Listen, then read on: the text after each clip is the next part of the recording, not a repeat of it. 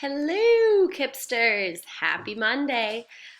So today our lesson is going to be a little bit different than what we have been doing for the past couple weeks. While we are still going to be focusing on the weather patterns unit, we're going to be switching it up for today and tomorrow to really focus on what is good evidence and where do you find good evidence. Remember back in the fall when I made an argument that I think I said, who's married to Beyonce again? Jay-Z. Oh yeah. Miss Parker. Well, so silly. Yeah, Jay-Z was the best rapper in the game, right? So I made that argument. And then you all were like, no, that is not true. You're wrong, Miss Parker. And I said, all right, give me the evidence, because my evidence was that he had won so many Grammys and he did all this music and had all these albums, yada yada yada.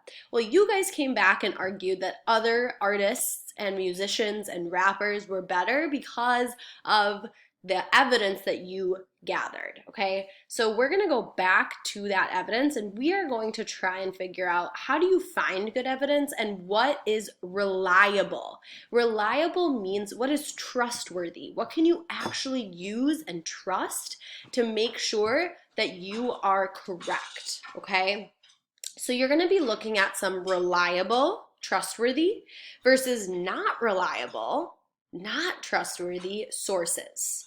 So for example, my neighbor, Rory over there, told me the other day that it was gonna rain today.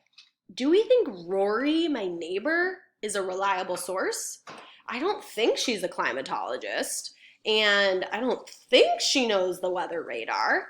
So I would kind of question if she's reliable. But then I checked the weather app on my phone where they publish, the weather of the day. And it said that it was not going to rain today.